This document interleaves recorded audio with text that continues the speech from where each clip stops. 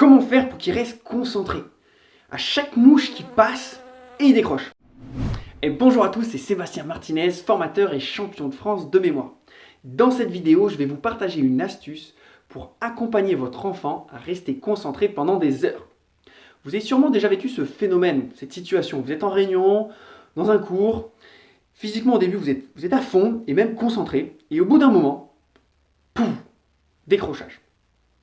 C'est complètement normal, c'est ce qu'on appelle un temps attentionnel diffus. Et votre cerveau, il a deux modes. Il a le mode focus, soit la concentration, et le mode diffus, soit la rêverie.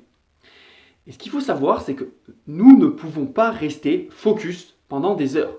Notre cerveau a besoin d'alterner entre focus, diffus, focus, diffus, focus, diffus. Oui.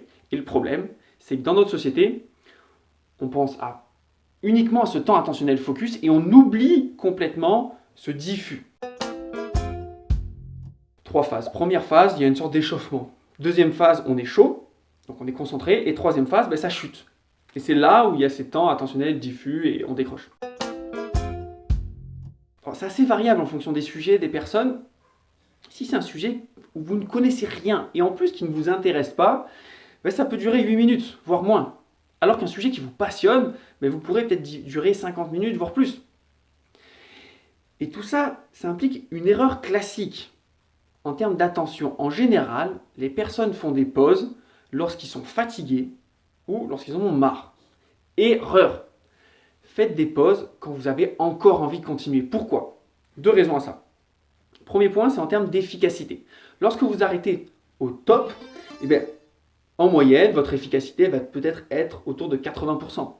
Alors que si vous arrêtez tout en bas de la courbe, votre efficacité moyenne va chuter 60-40%. Deuxième raison, c'est en termes d'émotion. Lorsque vous arrêtez au top, vous allez susciter une frustration parce que vous avez encore envie de continuer.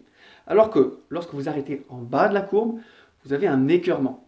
Et lorsque vous êtes écœuré, vous allez fuir. Alors que lorsque vous êtes frustré, vous avez plutôt un phénomène d'attraction vis-à-vis de la matière ou du sujet. Ce que je vous invite à faire, c'est pratiquer le fractionné attentionnel. Concrètement, il y a 3 étapes. Première étape, vous mettez un minuteur sur 10, 20, 30 minutes max. Ça dépend de l'âge de votre enfant et de son entraînement. À la fin donc, de ce travail, il y a le minuteur qui sonne. Et là, il s'arrête pour une pause qui est aussi minutée, entre 2 et 5 minutes. Et pendant cette pause, c'est important de faire un temps diffus. Ça peut être discuter, ça peut être boire de l'eau, ça peut être faire un peu de sport, ça peut être aller aux toilettes. Enfin, surtout pas d'écran. Et après, troisième étape, vous repartez sur un cycle, donc focus, diffus, autant de fois qu'il a de travail à faire. Donc allez-y, mettez en pratique cette stratégie du fractionné attentionnel et dites-moi dans les commentaires les résultats que vous avez obtenus.